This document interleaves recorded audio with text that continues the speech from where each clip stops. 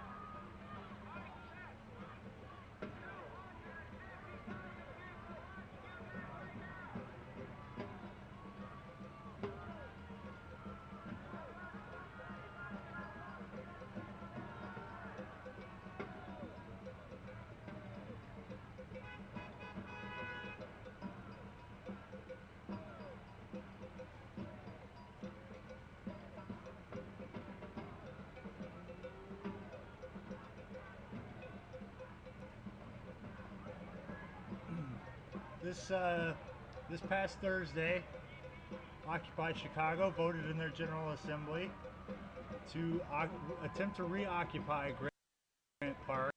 240 arrests. They chose to make a second attempt, showing up with, I would say, probably about the same number of people. There were initially reports to expect statewide labor support, which would have brought in about 5,000 to 15,000 people. Apparently has not materialized. The crowd that did initially arrive this evening around, well, they left the Chicago Board of Trade at 7 o'clock, arriving here about a half an hour later. That crowd maybe lost about a third of its capacity just over the course of the few hours between 7 and 11. Beginning at 11 o'clock, curfew takes effect in city parks here in Chicago. And the police consider it a violation of the curfew to be in this plaza here. And basically, starting about 15 minutes ago, so that's 2 hours past their own stated curfew, they finally began the process of mass arrests.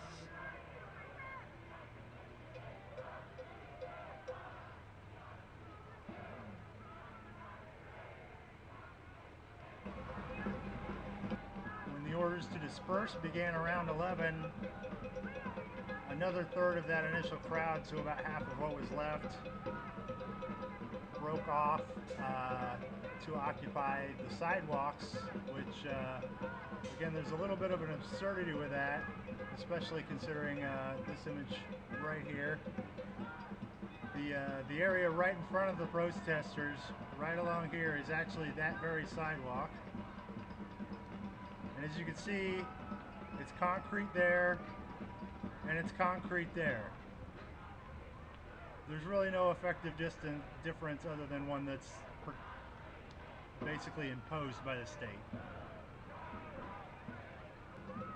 Not to mention the very sidewalk that supposedly is part of the open space is currently blocked off. That was initially being picketed by the remaining protesters. They were marching in solidarity up and down the sidewalk until the police decided to include about half of the sidewalk along Michigan covering this plaza. Apparently is now off limits as well.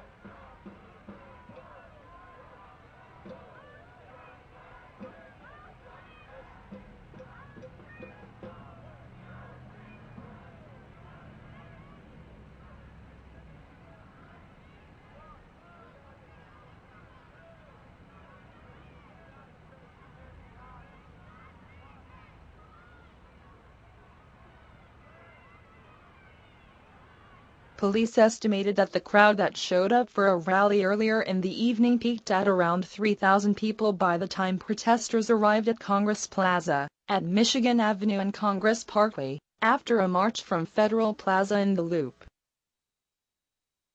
As the park closing approached, more than 100 people decided to stay in Congress Plaza and Grant Park as several hundred more moved onto a nearby sidewalk or across Michigan Avenue, off Park District property. Police announced several times that anyone still in the park would be arrested, and by midnight, about 100 people remained in the plaza, which had been cordoned off with police barricades. The plaza was cleared by about 2:40 a.m., with about 130 people arrested, said Central Police District Commander Christopher Kennedy. Those taken into custody were taken away in police vans and sheriff's department buses for booking at police district stations.